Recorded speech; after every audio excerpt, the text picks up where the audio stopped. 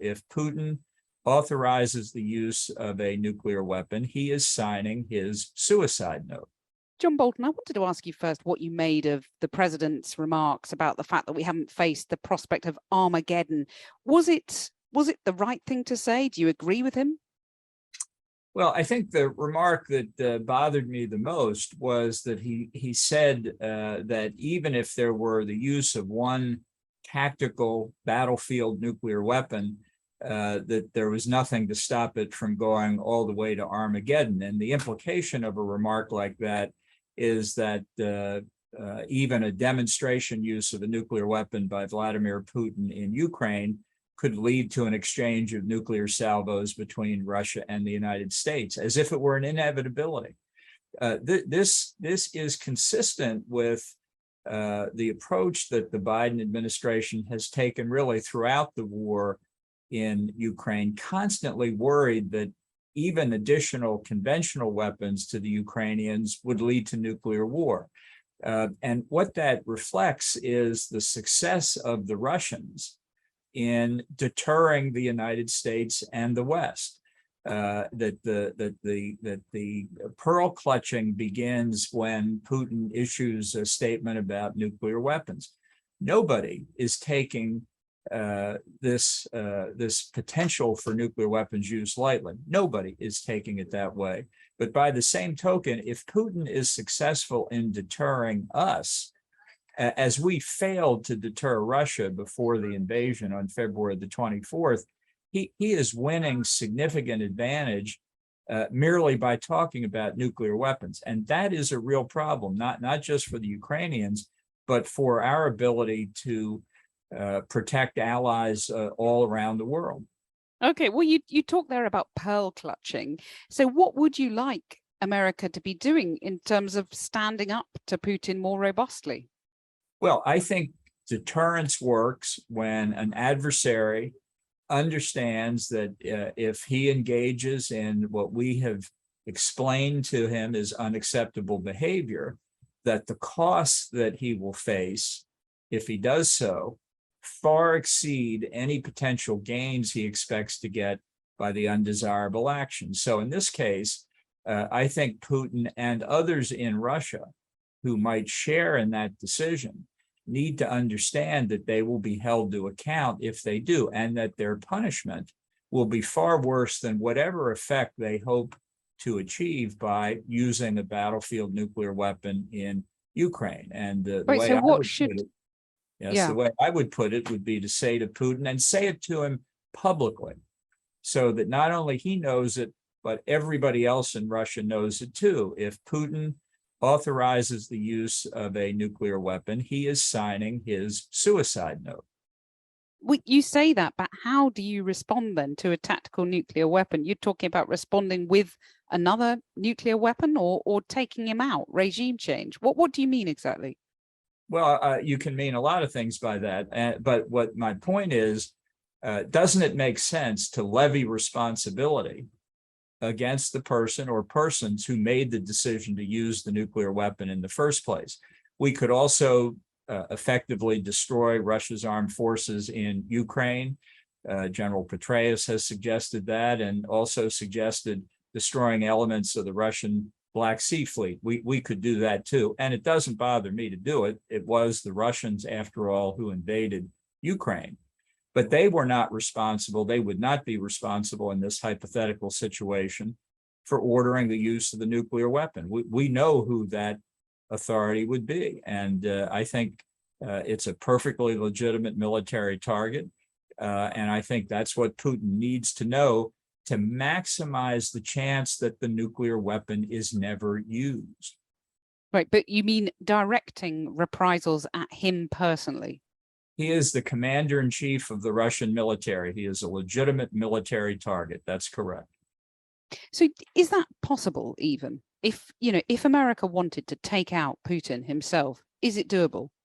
Of course it is. It may take a while. And that's why one of the things that may occur in the interim is inflicting damage on Russian military formations. But please understand, this is how deterrence works. I'm not looking for a conflict. I'm trying to find a way to prevent the conflict in the first place by deterring the Russians from using nuclear weapons. That's what we did quite successfully for decades during the Cold War. It is doable. It is not inevitable. And I want to stress this. It is not inevitable that if the Russians use a tactical nuclear weapon, we will have all-out nuclear warfare, Armageddon, as President Biden said. That is not correct.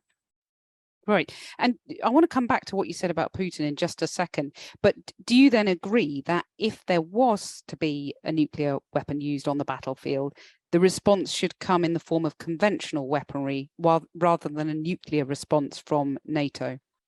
Yes, I think that's all that's necessary. Now, if Putin did more than one tactical nuclear weapon, there might have to be a different response. But in discussing what we would do after the nuclear weapons use takes place, we're missing the main point. And I think, to be honest, the West missed the main point before February the 24th, when President Biden all but said he didn't know how to deter the Russian invasion. We're trying to avoid war, and we failed to avoid it before February the 24th, which is one reason I think Putin, unfortunately, may miscalculate here. Right. So let me come back to Putin personally there. I'm sure a lot of people, a lot of people in the UK, people in the US who are experiencing higher energy bills, particularly in the UK and around Europe, a lot of Ukrainians might sympathize with what you've said about removing Putin, holding him responsible.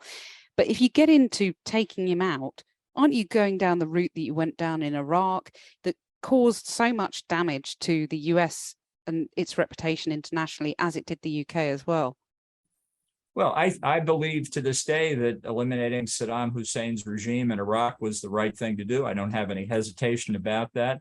The way the aftermath was handled obviously was not satisfactory, but that's an entirely separate question from the initial decision to overthrow Saddam Hussein.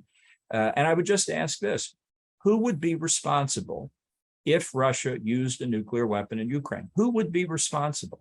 And do you hold people who are not responsible to account? Do you impose death and pain and suffering on them and allow the people who are responsible to escape? Is that your theory? But do you not do it, in a proper judicial setting? You bring him to court, however difficult that might be, rather than just taking him out? Right. The same way he went to court to get authority to use the nuclear weapon. We're not in a legal situation. We are not in a legal situation. This is a matter of power politics. This is force in international affairs. We didn't start this war. We didn't want this war. We don't want the use of nuclear weapons. So under your theory, Putin gets to use nuclear weapons and we get to file civil complaints. But the US shouldn't be in the business of extrajudicial killings, should it? It's not extrajudicial killing, it's war.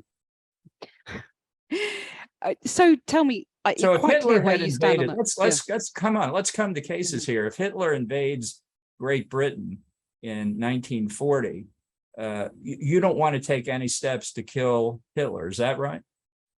Yeah, but actually, the thing is, Russia has not invaded the US, it has not invaded the UK, it's invaded Ukraine. And we're talking about if that escalates into a nuclear confrontation. I appreciate what you're saying, but even so, let me ask you this then. Do you believe that peace and security on the European continent is in Britain's national interest? Sure. I mean, a lot of people, I'm sure, will sympathize with what you're saying. Do you think Russia's invasion of Ukraine has a negative effect on peace and security in Europe, such that Great Britain should help Ukraine?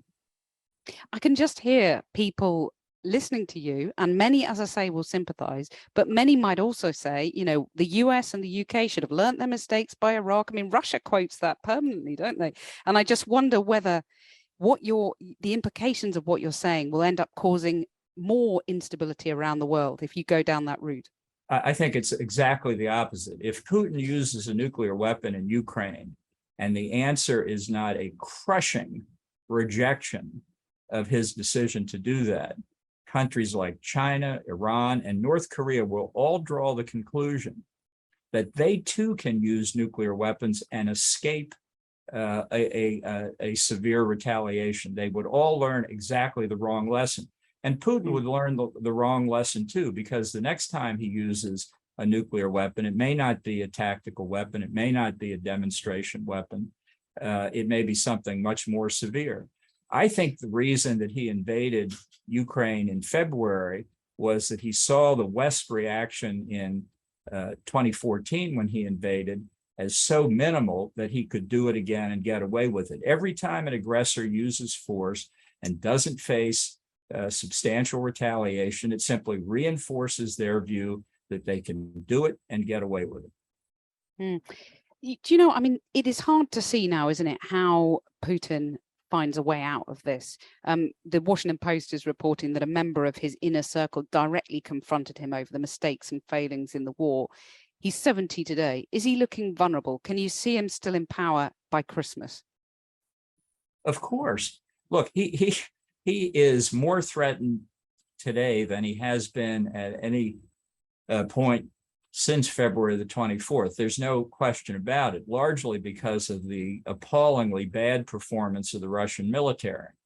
But it's despite the bravery of the Ukrainian military and the enormous support, both in materiel and intelligence terms, that the US, the UK, and others have provided Ukraine, the war is still far from over. And at this point, there's no discernible direct threat to Putin inside Russia.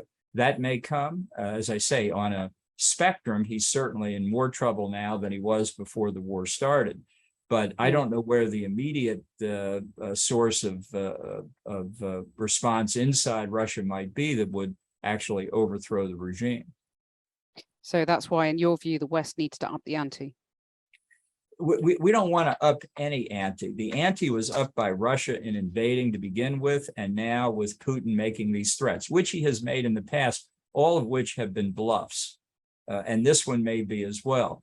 But to do what we can to dissuade Putin and others in Russia who would worry about the consequences, they need to know just how devastating the West response would be.